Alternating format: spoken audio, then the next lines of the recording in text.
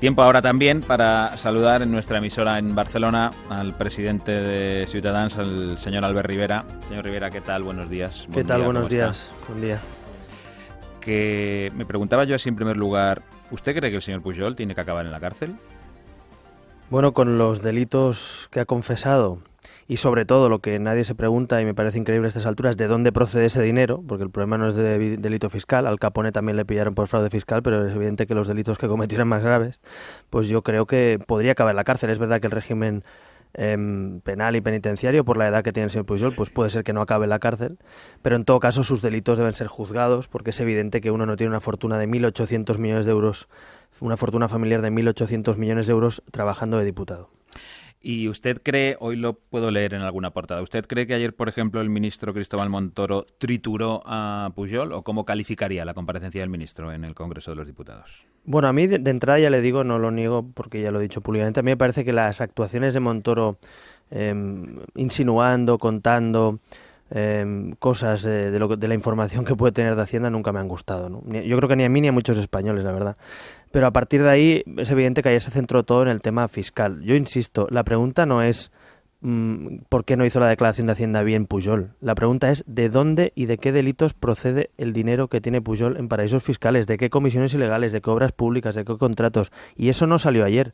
Y eso no se está hablando porque, entre otras cosas, nuestra tesis es que el PP y el PSOE, como también tienen delitos en sus filas de este tipo de contratos y de comisiones y mordidas, pues lo quieren dejar a un lado. A mí me parece que para tratar como adultos a la sociedad española y a los españoles debemos preguntarnos en una comisión de investigación, en Hacienda, la Fiscalía y todo el mundo, de dónde narices, con perdón, proceden esos millones de euros. Y algunos pensamos que proceden del 3%, del 4%, del Palau, de las obras de Cataluña, como pasa en el caso Bárcenas o en otros casos. Hay quien precisamente al ministro Montoro le acusa de no ser tan vehemente en otras comparecencias, como esa que me acaba usted de citar, del ex tesorero del PP. Claro, es que al final, mire, a mí me da igual que quien nos roba el dinero público sea del PP, de CiU, incluso si fuera de Ciudadanos o de quien fuera, ¿no? Es decir, a mí lo que me preocupa es que sistemáticamente en España se ha instalado un sistema de mordidas, al más puro estilo mafioso, por el cual de los contratos públicos hay partidos y personajes y personajillos que se llevan el dinero de todos, ¿no? Y que inflan las obras y que inflan los precios.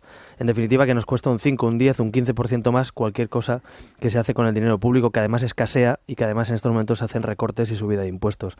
Me parece inmoral todo eso y con eso hay que acabar, me da igual las siglas, ¿no? Y por tanto, insisto, el caso de Unión Mallorquina, el caso del PP en Baleares, el caso del PP en Madrid, el OSER de Andalucía, el caso Pujol, que yo digo, no es el caso Pujol, es el caso Convergencia, porque no es un ladrón, es una banda organizada la que ha robado este dinero, está claro, ¿no? Por tanto, todo esto debe ser eliminado de la vida pública española y hay trabajo, tenemos mucho trabajo por hacer porque hay mucha porquería, ¿no? En lo que tiene que ver con el Parlamento catalán, ¿qué le parece lo del 22 de septiembre? Hay quien cree que la comparecencia del señor Pujol a partir de esa fecha, hombre, con mucha prisa, hay gente que cree que es hasta una pequeña tomadura de pelo, que lo fíe tan largo. Bueno, yo creo que no hay que olvidar, y hablando claro, que es que Pujol es el capo de una organización, de una banda, ¿no? Y entonces tiene toda la información de 30 años. Él, insisto, él ha robado, pero ha robado con más gente. Es decir, uno no puede pensar que Artur Mas, que Felip Puig, que todos los consejeros de obras públicas, de finanzas, el conseller en cap, que era Artur Mas, la mano derecha de Pujol tantos años, no sabían nada de esto. Es más, no solo no sabían, sino si se han llevado algo, ¿no? Por tanto, es evidente que Pujol tiene a todo el mundo cogido por donde más duele y lo que está haciendo es jugar con los tiempos y diciéndole a todo el mundo que yo haré lo que quiera, ¿no? Porque él sigue siendo el capo. Y por tanto está todo el mundo con miedo, ¿no? En Convergencia, porque insisto, es ese caso Convergencia. Si Pujol tira del hilo, cae todo el partido. Y por tanto, en ese sentido, creo que él está marcando los tiempos. A mí me parece vergonzoso que un señor que ha cobrado durante 23 años del dinero como presidente de la Generalitat y hasta hace literalmente 2 semanas con una oficina de expresidente con todos los lujos y honores, no se digne a venir a dar la cara al Parlamento donde se representa al pueblo que le paga ese sueldo. Pero insisto, esto es fruto de la propia pugna interna de Convergencia, que Artur Mas ni se atreve a forzar esa comparecencia. Ayer mismo nosotros que forzamos esa petición de comparecencia desde Ciudadanos, pues impulsamos una comisión de investigación porque si Pujol no quiere venir voluntariamente, habrá que obligarle a venir cuando el Parlamento quiera en esa comisión de investigación, que yo insisto, es el caso Convergencia y no es el caso de la declaración de Hacienda de Pujol, es el caso de toda una trama de décadas de gobiernos que han robado sistemáticamente un tanto por ciento de la obra pública y que además, por cierto, como ayer el propio Montoro ya reconocía, durante 14 y 15 años los gobiernos del PP y el PSOE han protegido y mirado hacia otro lado, incluso los fiscales, ante estos casos. Eso sí que es lamentable porque el Estado de Derecho no puede estar de vacaciones en España. Lo de que Pujol vaya el día 22, hay quien lo ha interpretado, y lo vemos hoy también en la prensa, como un desafío de Pujol a Artur Mas. ¿Cree que existe ese desafío o es un poco paripé? Bueno, y yo le decía, cuando decía que es el capo y que es el que manda, pues sí, cierto desafío. Le está diciendo a Artur Mas, tú a mí no me vas a decir ahora lo que tengo que hacer porque tú has vivido de este sistema, es más, te he puesto yo aquí. Es que Artur Mas, a la gente se le olvida, es el conseller en cap, la mano derecha, el delfín, el sucesor, el heredero, incluso, ¿no?, de todo esto. Y no olvidemos que otro heredero les ha fallado, que era Oriol Pujol, que era secretario general, es decir, lo tenían todo como un negocio familiar, ¿no? Por tanto, Convergència parece que se había convertido en la empresa familiar de la familia Pujol, eso sí, con contratados, con consejeros, pues como Felip Puig, como Mas, como otros, ¿no? Y esto yo creo que hay que explicarlo así en la sociedad catalana y española, porque si no nos pueden engañar y que esto acabe en una regularización de dinero que procede de delito, ¿no? Y insisto, yo creo que eso no puede acabar así, por eso hemos impulsado esa comisión de investigación. Pero yo desde aquí pido también a la Fiscalía que por favor tome nota. Es decir, nosotros no somos fiscales ni jueces, pero el fiscal general del Estado debe actuar. Y a mí me gustaría que no se quedara en lo que ayer Montoro indicaba, en una cuestión de debate fiscal, sino que se vaya al origen del dinero. Pero insisto, como se vaya al origen del dinero, se tiene que ir la mitad de los parlamentos de España. Porque claro, es que resulta que así ha funcionado en muchas comunidades autónomas con esas mordidas de tanto por ciento inflando las obras públicas, ¿no? Entonces creo que estamos ante el fin de un régimen, ante el fin de un sistema podrido y necesitamos sin duda una renovación, una regeneración política profunda en España que esos propios partidos tienen que asumir o desaparecer. Es decir, Convergència y Unió no podrá seguir siendo un partido que se puede ir a las urnas y que la gente vote si no hace una limpieza absoluta. Y lo mismo le pasará seguramente a otros partidos como el PP o el PSOE, ¿no? ¿Esto puede hacer descarrilar el proceso independentista, soberanista, lo del 9N? Mire, ¿sabe qué pasa? Que cuando uno juega a los liderazgos morales, corre un riesgo, que es que el liderazgo moral se basa en la ejemplaridad. Pujol ha jugado a líder moral, Pujol ha jugado durante muchos años a darnos lecciones, a repartirnos carnés de catalanidad, a acusarnos de anticatalanes a los catalanes que criticábamos la corrupción de su partido, pero ¿sabe qué pasa? Que cuando le pillan con el carrito del helado, pues el líder moral se convierte en líder inmoral. Y cuando el líder es inmoral y crea todo un sistema de sentimiento, que es el nacionalismo en definitiva en Cataluña, pues queda descarrilado, como usted dice, es decir, descabeza al líder de la construcción de esa patria catalana sentimental y victimista, ¿no? Por tanto, a mí me parece que evidentemente la caída del capo hace que la banda tenga dificultades, ¿no? Y la banda que es Convergència está, pues seguramente como Unión Mallorquina, ¿no?, que le pasó en Baleares, que después de pillarle robando a la señora Munar y a todo un equipo de gente, pues tuvieron que cambiar hasta las siglas del partido, ¿no? Pues yo creo que Convergència puede acabar sinceramente como Unión Mallorquina, que es un partido manchado literalmente por la corrupción. Bueno, quiero preguntarle por otras cuestiones que atañen directamente a su partido, lógicamente, si no iba a ser un monográfico con el caso Pujol. Están peinando el pacto con UPyD. Este fin de semana es una cita importante para UPyD, en el que tienen que ver si hay pacto o no hay pacto con Ciutadans. Se lo pregunto a usted. Bueno, nosotros somos unos convencidos de ese pacto, ¿no? Y por tanto somos casi espectadores de todo esto, que esta pugna interna, digamos, estos problemas internos que tiene UPyD ahora.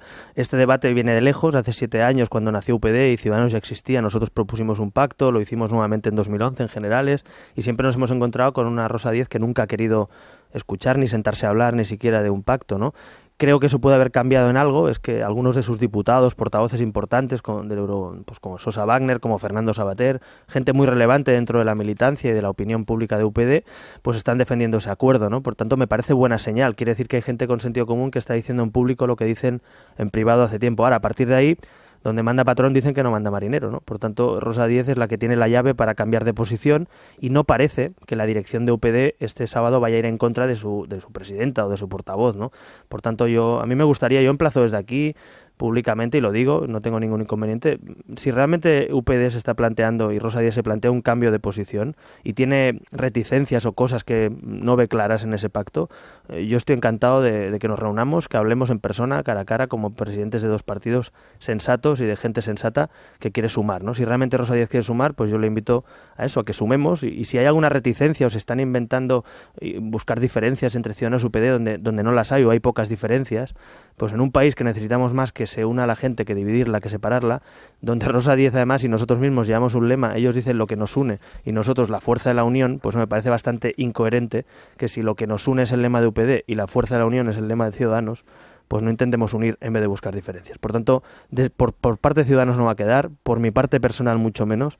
Estoy dispuesto a hablar con Rosa Díez lo que haga falta de todo aquello que pueda tener dudas sobre Ciudadanos, sobre ese acuerdo, sobre ese futuro, pero insisto, España y los españoles deben estar por encima de las siglas, de los apellidos, de los personalismos y de las listas electorales. Entonces, yo no me metí en política hace 7 años, se lo aseguro, para estar montando un partidito o unas siglas. Yo me metí en política porque creía que España necesitaba una regeneración política, porque había un país, y especialmente en Cataluña y en el País Vasco, de donde procede también UPD, donde había un desafío a la unión, a la convivencia, a la igualdad, y todo eso creo que es lo que sigue estando en juego. O sea, que yo creo que una tercera vía fuerte en España, un tercer partido constitucionalista que puede incluso gobernar España o ayudar a un gobierno de España a cambiar las cosas, es necesario, y al margen de siglas o de colores. Hay quien dice que es una lucha de egos entre usted y Rosa Díez. Bueno, pero eso yo creo que yo entiendo que haya morbo en todos estos debates siempre Lo hay, ¿no? Pero yo entiendo, para quitarle el morbo se lo voy a definir muy claramente. En un partido que hay primarias se acaba el morbo, ¿no? Porque como que la gente escoge a quien quiere, a quien no quiere, a quien pone en las listas. Entonces es tan sencillo como si hubiera una unión de ese tipo o un debate sobre cómo se une Ciudadanos y UPD, pues sería tan sencillo como votar, ¿no? Porque al final las urnas ponen lo que los militantes y los ciudadanos quieren, ¿no? Y nosotros incluso estamos abiertos, lo hemos dicho muchas veces, yo lo repito, a que incluso se hagan primarias en Ciudadanos abiertas a la sociedad, es decir, como en Estados Unidos o como en Francia, con simpatizantes que puedan participar en la elección de un candidato a la presidencia, ¿no? Por tanto, en ese sentido estamos muy tranquilos. Eso creo que es lo que demanda la sociedad española. Ese es el verdadero debate de la ley electoral, no el que quiere Rajoy, de blindar a los alcaldes con un 15% de voto, sino un debate de una ley electoral moderna donde la gente participe, vote, los partidos sean democráticos, y creo que Ciudadanos es ejemplar en eso, y estoy convencido, voy a ser también justo, estoy convencido que UPD también, ¿no? Por tanto, en ese sentido sería muy sencillo ponerse de acuerdo. Yo creo que no hay que buscar diferencias donde hay pocas diferencias. Yo ya estoy harto en Cataluña de que los gobiernos de Cataluña busquen diferencias entre los catalanes, por tanto no voy a dedicarme yo a buscar diferencia entre aquellos que pensamos parecido, vamos a buscar las similitudes, ¿no? Pero así para morbo, ¿quién sería el líder? ¿Rosa Díez o usted? Pues ¿Quién tendría que dar el paso atrás? Es que se lo he dicho, en un partido democrático se acaba el morbo, porque son urnas, ¿no? Por tanto, en todo caso, quien quisiera la militancia, es que, insisto, eso, Rajoy fue puesto por Aznar, Pedro Sánchez ha sido escogido secretario general, pero espero que haya primarias, pero ya sabes los que hacen las primarias en el PSOE, se lo digan a Borrell, ¿no? Entonces, pero en los partidos democráticos las primarias ponen a todo el mundo en el orden de una lista electoral, e insisto también, para que no quede ninguna duda, no es mi prioridad personal, ni mucho menos llegar a ninguna pugna personal, porque insisto, como ciudadano español me sentiré satisfecho, incluso como militante de mi partido, si algún día vemos una fuerza constitucionalista, democrática, de regeneración democrática fuerte que pueda gobernar España, y que nosotros participemos de eso. Bueno, me acompañan por aquí Fermín Bocos y Miguel Ángel Gozalo para también trasladarle alguna pregunta. Como entiendo que les conoce, simplemente les voy dando paso. Así que Fermín, Miguel Ángel, cuando queráis. Buenos días, Albert. ¿Qué tal? Buenos días. Yo, escuchándole hoy, estaba dándole vueltas a la cuestión de los aforados, y entendía que si tiene alguna justificación que es discutible, es justamente para proteger la libertad de expresión con la que usted se ha referido al caso Pujol. Creo que esa contundencia, esa rotundidad a la hora de definir lo que, según usted, ha venido ocurriendo en los últimos años en Cataluña, que por otra parte parece que viene abonada por muchos datos de la realidad, creo que justificaría el que usted en un momento determinado pues pueda decirlo con esa rotundidad. Nosotros, cuando lo decimos siendo periodistas, pues normalmente acabamos en los tribunales o podemos acabar. Pero en fin, dicho eso, que es un encomio de su intervención hasta ahora, permítame discrepar de lo que hablaba usted de una tercera vía a propósito de una hipotética unión de ustedes con UPyD, porque realmente ahora hay más actores sobre el escenario. ¿No cree usted que Podemos les ha robado a ustedes la cartera, esa posibilidad?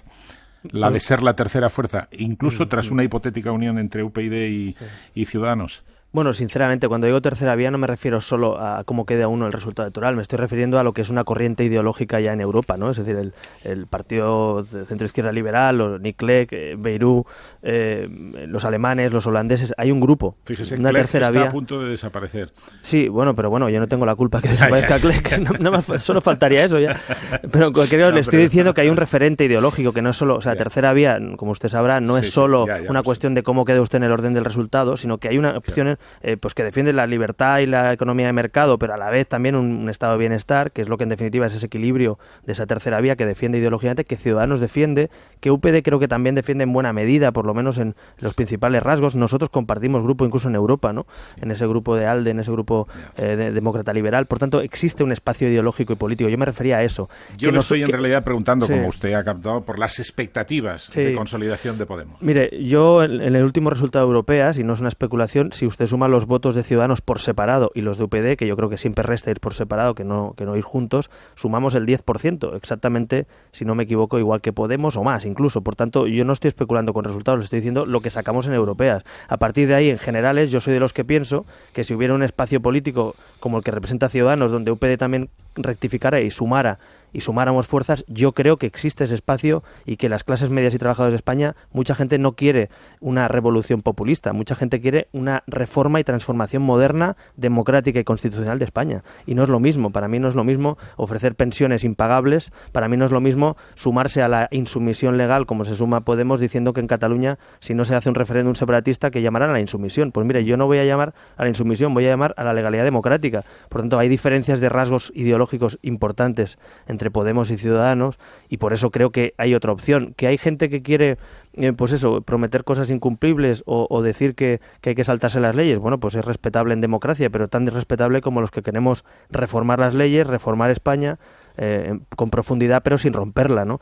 Por tanto, son dos opciones distintas. Una es la vía, digamos, más, vamos a decir, populista, y la otra es una vía transformadora, reformista de España, que, bueno, igual estoy equivocado, pero yo creo que existe esa gente que mucha puede haber votado al PP y al PSOE en los últimos años, no lo niego, pero que parece que está empezando a cambiar de opción, ¿no? Miguel Ángel. Señor Rivera, buenos días. Buenos días. No, a mí, yo en esto que está usted diciendo, esto último, comparto. A mí entiendo también que haya en ambos partidos eso que llamaba nuestro director los egos, y que claro, el que ha creado un partido, querer que sea otro el que venga a sumar, tal, pues es complicado. Ahora, efectivamente, seguramente es la única vía que les queda para ir creciendo. Pero yo lo que quería preguntarles es por el tema de Pujol. Eso que no salió ayer, que dijo usted, que ha dicho usted, son los contratos, las comisiones, el 3%, ¿va a poder salir en la comisión de investigación? ¿O estamos acostumbrados también, tenemos mala experiencia en comisiones de investigación que después se quedan en nada? Mire, nosotros fuimos impulsores en 2009 de la comisión de investigación del caso Palau. Yo fui portavoz y yo vi todos los documentos. Yo he visto documentos del ordenador de Millet donde se reparten una comisión entre el secretario de Finanzas de Convergencia, el señor Millet, de la obra Línea 9 del metro de Barcelona, que por cierto no la acaban nunca, no me extraña. Entonces, o de la Ciudad Judicial. O sea, obras públicas, ¿qué hace en la carpeta del Palau de la Música un reparto de comisiones de las obras públicas? Pues porque aquello era una lavadora de Pujol y de Convergencia, y hay que hablar claro. Y llevamos aquel documento a la Fiscalía, pero la Fiscalía no hizo nada en aquel momento. Yo me quejo de que en España el Estado de Derecho pueda estar de vacaciones para según qué familias. Claro. Mire, el señor Villarejo decía el otro día una cosa muy grave. Afirmaba que Felipe González le llamó para que dejara de investigar a la familia Pujol. Caray. Entonces, claro, yo no sé si el señor García López Rivera, o como se llame cada ciudadano español, tiene la ventaja de que el presidente de gobierno llama al fiscal para que no le investigue. Esto es una vergüenza para los que nos consideramos demócratas, y esto es un mal funcionamiento, es gente que ha parasitado nuestro sistema de derecho, nuestra democracia, utilizando mecanismos como la Fiscalía, que trabajan por el interés general, al servicio de un partido, o peor todavía, al servicio de los socios de un partido, como ha sido Pujol tantos años, de González, de Aznar o de Zapatero. Por tanto, yo resumo todo esto en que el Estado de Derecho tiene que funcionar en España. Yo sigo confiando en fiscales, jueces y policías. Creo que todo esto ha salido porque se iba a filtrar por parte de la policía, de jueces, de fiscales, o se iba a actuar en este sentido, y Pujol ha tenido información privilegiada nuevamente y ha aparecido como un confeso cuando realmente lo que estaba es realmente contra las cuerdas, ¿no? Por tanto, esto no ha salido porque Pujol confiese y le dé un golpe de dignidad. Pujol, sabemos todos cómo es y lo prepotente que es. Es el mismo que le pincha las ruedas a los periodistas que van a su casa. Por tanto, con eso está todo dicho, propio de Sicilia. Entonces lo del esguince viene de ahí. No, pero es que claro, a la gente hay que ponerla en situación. Este es el señor que cuando los periodistas van a cubrir la noticia a su casa, acaban todos los periodistas con las ruedas pinchadas. O es el señor que le dice a los periodistas durante 20 años en Cataluña, a eso no toca cuando le hacen una pregunta incómoda, ¿no? Es increíble, ¿no? O el govern ha fet una jugada indigna, ¿no? Claro, entonces digo para ponernos en situación de la dimensión del personaje, de la familia, tanto sanguínea como política. No, y que tiene una definición que se la voy a recordar. En sus memorias dice que la política Dice, o tiene un fundamento ético o es un simple mercadeo de gente perspicaz. Claro, imagínese. Pero es que es lo que le digo. ¿Qué retrato hace de él mismo? Cuando uno pretende dar lecciones morales, tiene un problema, que el día que se convierte en inmoral está muerto. Y en este sentido, políticamente, Pujol, en el momento que le pillan con todo lo que ha robado él y su familia, y su familia política, insisto, y Convergencia, pues claro, se acaba, ¿no? Por tanto, yo creo que Pujol se ha acabado su propia tumba por su forma de ejercer el liderazgo, ¿no? No ha sido un liderazgo solo democrático, que es verdad que ganó en las urnas muchos años, sino un liderazgo moral que ha quedado chafado por todo esto. Oye, que los hijos de Pujol se pasearan con Ferraris por Barcelona durante tantos años. Yo no sé si los hijos de Esperanza Aguirre o de Manuel Chávez o de cualquier otro dirigente fueran con Ferraris por sus ciudades. Yo creo que alguien de la oposición se preguntaría de dónde narices sale el dinero, ¿no? Y pues aquí en Cataluña el oasis catalán ha hecho que estos que ahora se rasgan las vestiduras, aquí ha habido periodismo, política, instituciones que han callado ante el régimen de Pujol y por tanto, y no le digo solo eso, a aquellos que acusaron a Pujol, y le digo por ejemplo a algunos de los fundadores de Ciudadanos como Albert Boadella o a otros, estaban marcados con una X porque eran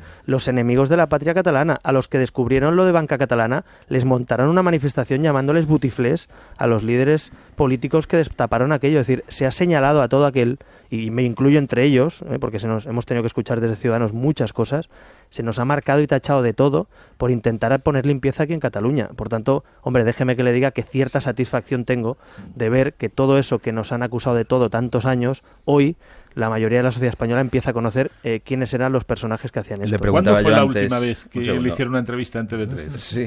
Pues, no, mire, no hace tanto tiempo, fue este verano. Lo que pasa es que no fue tanto una entrevista como un debate con el presentador, ¿no? Es decir, el presentador no sé si parecía más de la lista de Convergencia y Unió que el presentador de una televisión pública, pero se lo dije además personalmente, digo, oiga, si usted se va a presentar a las elecciones, avíseme, ¿no? Porque iremos enfrente, ¿no? Pero en todo caso, la televisión pública de Cataluña, yo lo he dicho en la televisión pública de Cataluña, por tanto lo puedo decir aquí también, se ha convertido en un instrumento al servicio de Convergencia y Unió, como lo fue muchos años, pero ahora muy descarado, ¿no? Al servicio más de una ideología, incluso diría que de un partido, ¿no? De la ideología separatista. En todo caso, se les está desinflando el globo precisamente porque ellos han construido eso del España nos roba. ¿Y sabe qué pasa? Que cuando uno hace un discurso inmoral y populista como España nos roba y resulta que te pillan robando, se ha acabado. Es decir, ya no vale España nos roba porque nos robaba el presidente y su gobierno. Le han sentado bien las vacaciones, señor Rivera. Viene con fuerza. Bueno, sí, descansa un poquito. Bien, bien. No, se nota, créame que se nota. El jueves de la semana que viene, ¿qué va a hacer? Cortito, por favor, el día de la diada. Pues mira, hacemos un acto, nosotros un brindis por una diada futura de convivencia y unión. No queremos una diada separatista, queremos algún día una diada de todos los catalanes. Nos gustaría que fuera el 23 de abril, el día de Sant Jordi, que es el día más representativo de Cataluña seguramente y más en positivo. Y después por la tarde estaré en un acto de sociedad civil catalana que organiza una plataforma constitucionalista que organiza un acto en Tarragona y finalmente acabaré por la noche en un acto en el Club Siglo XXI en Madrid que hace un evento para analizar las jornadas históricas, entre ellas el 11 de septiembre, también participó en una mesa, por tanto tendré un día completo. Un día ajetreado. Sí. Señor Rivera, muchísimas gracias por acompañarnos y por la vehemencia con la que ha defendido sus argumentos. Un abrazo muy fuerte. Buenos días. Adiós. Fermín Bocos y Miguel Ángel Gonzalo, que paséis un buen día por la sombra, eso sí. Lo mismo te deseamos. Que hace calor. Adiós Fermín, adiós Miguel Ángel. Adiós.